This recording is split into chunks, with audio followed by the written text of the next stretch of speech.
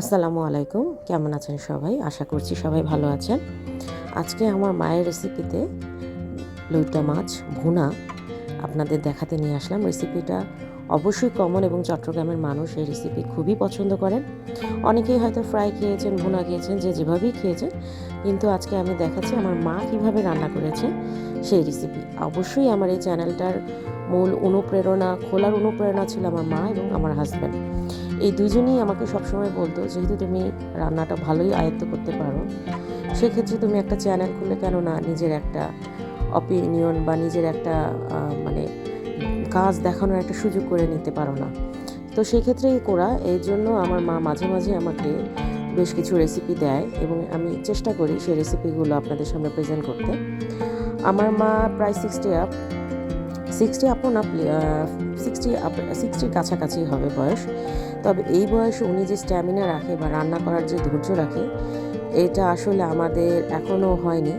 আমরা যাই করি না কেন, যে কোনো রান্না আমরা চেষ্টা করি শর্টকাট কীভাবে করা যায়, কিন্তু আমার মা চেষ্টা করে কীভাবে রান্নাটা আস্তে ধীরে সুন্দর মতো মজাদার করে বা স্বাদের করে জিনিসটা সবার সামনে প্রেজেন্ট করা যায়, এবং অবশ্যই সেটা স্বাস্থ্যকর হতে হবে, কারণ হেলদি খাবার আমরা আজকাল সবাই পছন্দ করি। তো নর্মালি আমরা যেভাবে মাছটা ভুনা করি সেভাবেই আমার মা মাছটা ভুনা করে নিচ্ছে। এবং এই মাছের একটা বিশেষত্ব হচ্ছে, আমরা এই ধরনের লবণাক্ত পানির মাছগুলো আমরা ঝোল খাই না, আমরা হয়তো বা ফ্রাই অথবা বারবিকিউ অথবা আমরা ভুনা বা চচ্চড়ি হিসাবে খাই বেশি। তো এই রান্নাটা আমার মা ভুনাও না, ঠিক চচ্চড়ি স্বাদের বা চচ্চড়ির মতো করেই রান্না করছে। তো আশা করছি আমার মার রেসিপি আপনাদের ভালো লাগবে, আর ভালো লেগে থাকলে অবশ্যই সাবস্ক্রাইব করে পাশে থাকবেন, আমাকে অনুপ্রেরণা দিবেন। শুনেছি পরিবারের বড়দের অনুপ্রেরণা এবং দোয়া, সাথে উপরওয়ালার দোয়া, সব কিছু যদি একসাথে থাকে, প্লাস আপনাদের ভিউয়ারদের সাপোর্ট যদি খুব পজিটিভলি থাকে, সেক্ষেত্রে অবশ্যই যে কোনো কিছুই সবার জন্য সহজ হয়ে যায়। তো আমি আশা করব এই কাজটা আমি যেটা করছি সেটাও আমার জন্য সহজ হয়ে যাবে যদি আমি আপনাদের পজিটিভ রিভিউ পাই। তো আশা করছি আজকে আমার ভয়েসটা দিয়ে অন্ততপক্ষে আমার রান্নাটা, আমার মায়ের রেসিপি যেহেতু এটা অবশ্যই স্পেশাল, মা চেষ্টা করে সবসময় নতুনত্ব কিছু আনতে খাবারে।